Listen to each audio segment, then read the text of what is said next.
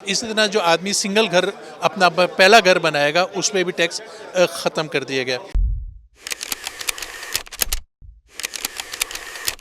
मेरे साथ मौजूद है एसएम तनवीर साहब और हम इस वक्त मौजूद हैं एफपीसीसीआई में और मेरे साथ मौजूद है एसएम तनवीर साहब। सर ये बताइएगा कि बजट आपने सुना, गुर्बत में भी इजाफा हुआ, महंगाई में भी इजाफा हुआ, तो फिर ये आइडियल बजट कैसे हुआ? आप इसको अप्रिशिएट कर रहे हैं। आम आदमी के लिए कि रिलीफ कहाँ है अगर गुर्बत में 17% तक पहुँच गई और जो बेरोज़गारी है उसमें भी इजाफा हो गया?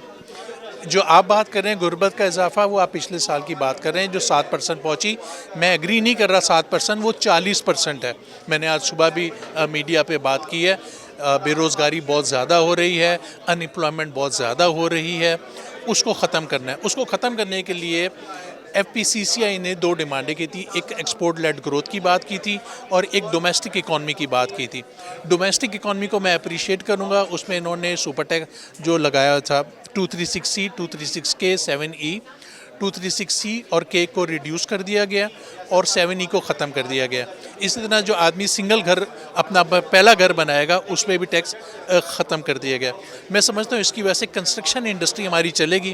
कंस्ट्रक्शन इंडस्ट्री चलेगी तो 80 डिफरेंट कारखाने हैं जो चलेंगे और एम्प्लॉयमेंट जनरेट होगी, तो मैं इसलिए उसको अप्रिशिएट करता हूँ। इंडस्ट्री जो है वो इस वक्त मुंजमद है। इंडस्ट्री के बगैर क्या मुल्क आगे बढ़ सकता है? और इंडस्ट्री को चलाने के लिए समझते हैं कि ये बजट आइडियल है? लेकिन जो डोमेस्टिक इकॉनमी से रिलेटेड जो काम एडवांस टैक्स ख़त्म किया गया है उसकी वजह से कंस्ट्रक्शन इंडस्ट्री चलेगी। मैंने आपको पहले भी बताया था कंस्ट्रक्शन इंडस्ट्री में 80 इंडस्ट्री है जो बंद पड़ी हुई है।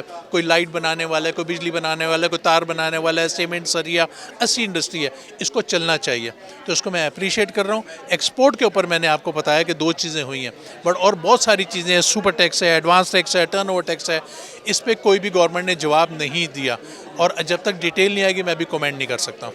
Thank you. बहुत शुक्रिया। एसएम तनवीर हमारे साथ मौजूद है। उनका ये कहना है कि अभी डिटेल बजट का इंतजार है और हतमी फैसला उसके बाद किया जाएगा। फिलहाल वो इस बजट से मुतमिन दिखाई दे रहे हैं।